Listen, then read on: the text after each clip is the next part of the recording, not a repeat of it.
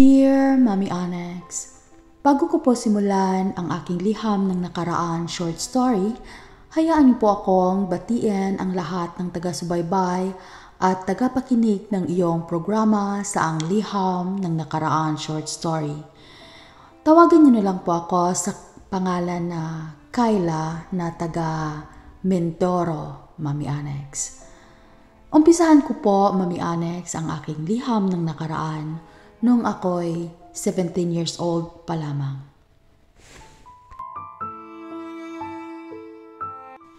Simula ngayon, magtanda ka na! Animal kang bata ka! Animal ka! Saktan si Kyla! Tama na po, Tay! Tama na, Tay! Ampun ka lang! Dapat sundin mo ang lahat ng sinasabi ko! Ha? Mayas ka ngayon sa harapan ko! Ayoko makikita yung pagmumukha mo, baka mapatay pa kita! Alis!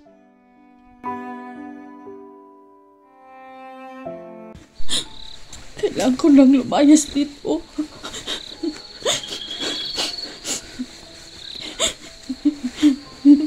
Hindi ko na kaya ang pagbugbog ni Tatay sa akin. Kunting pagkakamali lang.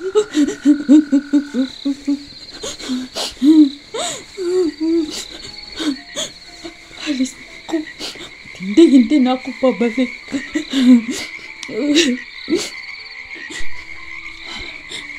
Tama. Tulog na sila. Alis na ako. Dahan-dahan ko nang buksan yung pinto.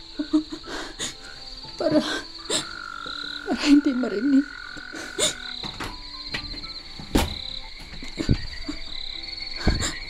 Lalabas na ako. Bahala na.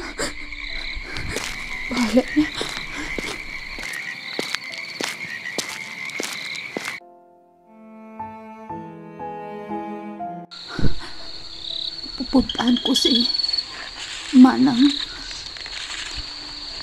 Baka may maitulong siya sa akin. Dito lang ako tadaan sa may masukal na daanan para shortcut. Kaya aalis talaga ako dito sa lugar na to. Hindi na ako magpapakita.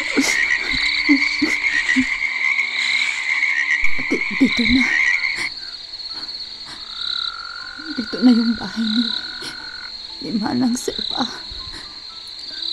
Tao po. Ay, sino yan? Gabing-gabi na. Oh, Kyla. Anong kailangan mo nandito ka? Paano ba yan? Nag-aalsa balutan ka. Ang dami mong pasa. Alika, pasok. Binugbog ka na naman ng tatay mo. Alika, pasok ka dito sa loob. Bilis.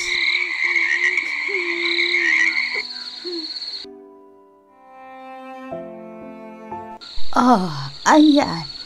Tapos ko nang gamutin ang mga sugat at pasa mo. Bukas maging okay na rin yan. Magpahinga ka na.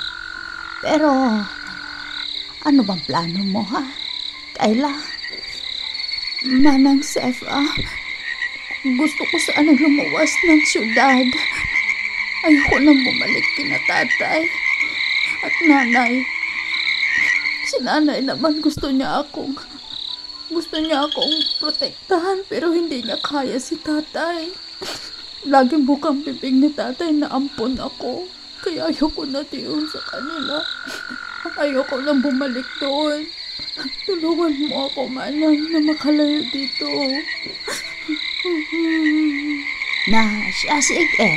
Akong bahala. Sige, dalhin kita doon sa syudad bukas. May kakilala ako doon. Pwede ka doon mamasukan kahit maglilinis ng bahay niya at mautos-utusan. Baka sakaling maawa ay papaaralin ka niya. Ha? Sige, magpahinga ka na. Kyla, kaalis lang ni Manang Sefa. Huwag kang mag-alala. Papaaralin kita. Pero Ang gusto ko lang ay tumulong ka dito sa loob ng bahay. Maglinis ka, ipreparar mo yung lulutuin ko at kailangan na yung sahig ay palaging malinis ha. Huwag kang mag-alala sa mga gamit mo sa paaralan sa susunod na pasukan. Papaaralin kita. Okay lang ba yun sa iyo? Ha, Kayla? Maraming salamat po. Hindi ko po kayo bibiguin. Aayusin ko po yung trabaho ko. Pagsisilbihan ko po kayo. Maraming salamat po at papaaralin niyo po ako. Gagawin ko po ang lahat. Makapagtapos lang po ako ng pag-aaral. Maraming salamat po, Aling Marites. Kayla! Tapos ka na ba diyang maglinis? Tinawag na ako ni Bilisan Aling mo. Marites. Dahil Pero pupunta ako ng market. hindi pa ako tapos maglinis dito sa banyo. Ano? Matagal ka pa bang matapos? Oho, malapit na po. Kayla? Siya, sige, hintayin kita. Bilisan mo ha. Kailangan ko bilisan to. Ang dami ko pang trabaho.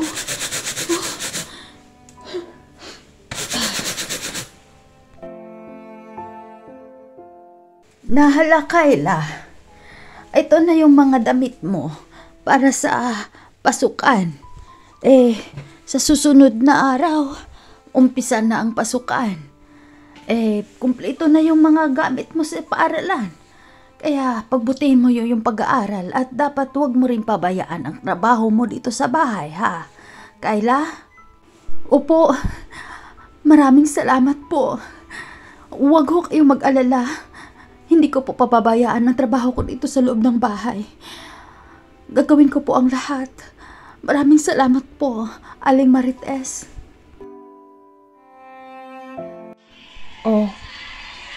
Kayla, dito ka pala nag-aaral?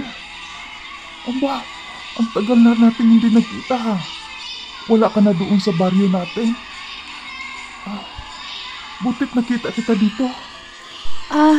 John, kumusta ka na? Oo, wala na ako sa baryo natin. Lumayas na ako doon. At dito na ako sa syudad nakipagsapalaran. Sa awa ng Diyos, pinapaaral ako ni Aling Marites. Kaya, nandito ako ngayon sa paaralan. Ang goal ko na lang ngayon ay makapagtapos ng pag-aaral. Ikaw, kumusta ka na dyan? Buti na lang at lumayas ka doon. Nakita ko nga noon na lagi kang binubugbog ng tatay karding mo. Pero ngayon mas lalo kang gumaganda. Andito ako kasi may hinatid ako na parcel. Nagtatrabaho ako sa DHL.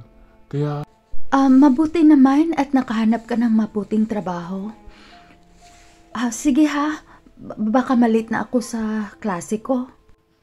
Kayla, okay lang ba sa'yo kung ihatid sundo kita simula bukas? Para hindi ka na maglalakad o mamasahe. Total, dinadaanan ko naman yung bahay mo papunta dito sa eskwelahan. Papunta rin doon ako sa trabaho ko, dinadaanan ko lang. Okay lang ba? Para makalibre, di ba? Oo, sige. Maraming salamat. Kayla, marami ng beses na nakita ko ang lalaking yun na naghatid sundo sa iyo. Boyfriend mo ba iyon? Simula ngayon, Kayla, hihinto ka na sa iyong pag-aaral dahil hindi na ako susuporta sa iyo. At umalis ka na rin sa pamamahay ko. Hindi ko kailangan na may babaeng malandi na tumitira dito sa aking pamamahay. Kung gusto mong mag-aral, mag-aral kang mag-isa mo at hindi kita susuportahan. Sige na, ayusin mo na yung mga gamit mo at umalis ka na dito. Ngayon din.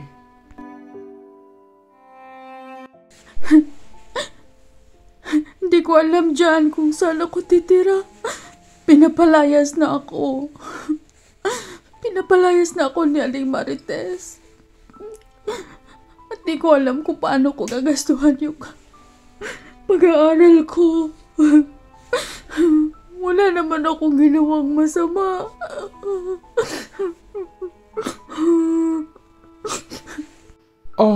Huwag kang umiyak. Huwag kang umiyak. Sa akin ka na lang. Sagutin mo na kasi ako. Aalagaan kita. Susuportahan ko ang pag-aaral mo. Total, may magandang trabaho naman ako at mabuti yung sahod ko doon. Masuportahan kita.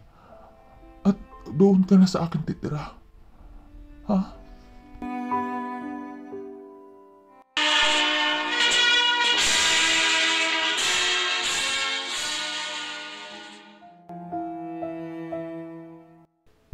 John, hindi mo na ako maghahanap ng trabaho ngayon. Nasusuka at parang nahihilo ako. Ha? Baka buntis ka na. Pa-check up ka. Pa-check up tayo, tara. You're 2 months pregnant, Mrs. Congratulations. Salamat, Doc. Tara na. Dahan ka lang. Dito ka lang, ha. May bibilin lang ako sa kabilang kanto. Sige. Mag-ingat ka. John! I love you! Hindi na niya ako narinig. Tumatawid na siya. Dito lang ako upo. Ano yun? John! John! John!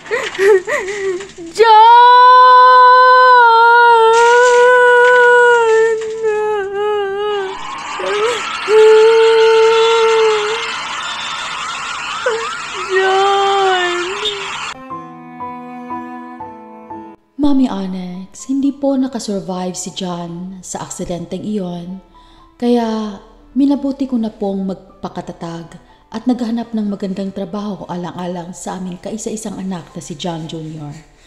Kaya sana maraming natutunan ang lahat ng ating listeners at taga-subaybay ng iyong programa, Mami Onyx.